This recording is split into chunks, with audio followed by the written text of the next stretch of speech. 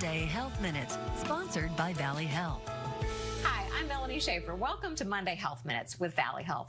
Cochlear implants are medical devices designed to provide a sense of sound to individuals who have hearing loss. How do they work? They can be life-changing. So today we're talking with ear, nose, and throat doctor, Dr. Thomas Young from Valley Health about that. This is a really interesting device. Can you describe to me what a cochlear implant is? Sure. Let me backtrack a little bit, and I'll give you sort of how it works and why it works. So in your inner ear, you have your cochlea, which is seashell shaped, and it has little hair cells that line that cochlea.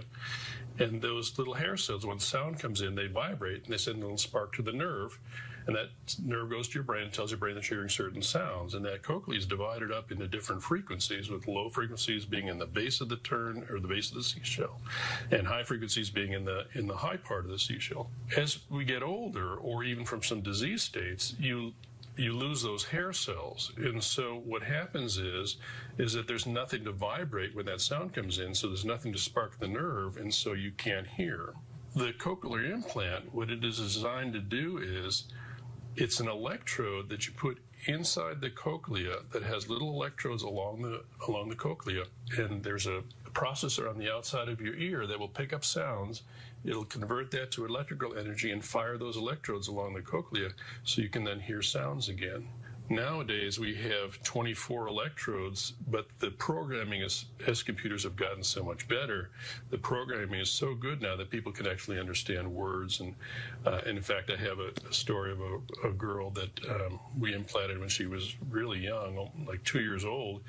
And her language is so good, she has a Wayne County accent. Oh, I love it. When she talks. And you would not know she's deaf. So in the right setting, cochlear implants can really be kind of life-saving for people and transformative. That's an amazing story. How do you determine who is going to benefit from a cochlear implant? Exactly, yeah. So the question is, people will come in and say, hey, am I a candidate for a cochlear implant because I can't afford hearing aids? If you can use a telephone, that's usually a pretty good criteria that your hearing is probably still too good for a cochlear implant, because you really have to be deaf for a cochlear implant. And the reason for that is, if I implanted someone with normal hearing, they would say, this is worse than what I had before. So you really want to pick those people that will say, you know what, I am really struggling here. Even with the best hearing aids, I can't make out what people are saying. And those people do really pretty well. And there's strict criteria for that. So if you look at candidates for cochlear implants, who does the best? The adults that have heard their whole life, have lost hearing, their brain is already pre-wired for sound, so their brain knows what to do once you give them that electrical input, and they do great.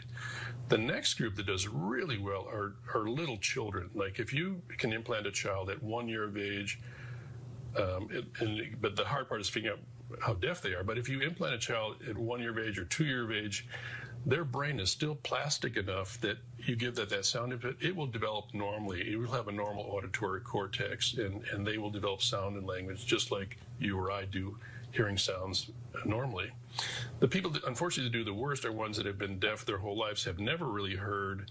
If you can imagine that, since their brain has never had sound input, it's not hardwired for sound yet, and the brain has to get that information from someplace and store it someplace. If those spaces are already met, it's going to be difficult for them to have that. How do you begin the process of pursuing a cochlear implant? So the first thing is get a hearing test. Again, we want to see what level you are, and the criteria is that, again, they talk about different levels of hearing, from mild loss to severe loss. The criteria currently are, if you have severe to profound loss, which means to me is like, I can't really use a telephone anymore, those kind of things, those people are probably going to be candidates.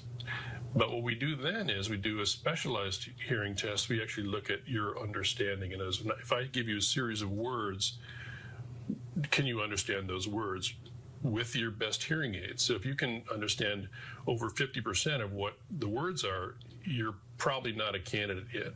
If you understand less than 50%, then you probably would be happier with a cochlear implant than you would with your hearing aids. And does insurance usually cover? Usually does. I mean, again, you have to meet the criteria. Most private insurance does, Medicare does, and then Medicaid. Again, it's a lot of paperwork, but it's worth it in the end. All right. Something to think about if you're experiencing that loss of hearing. Maybe cochlear implants are right for you. Check it out with your ENT specialist. That's right. All right. Thank you. Dr. Young, thank you so much. My pleasure. Thanks for checking in on Monday Health Minutes.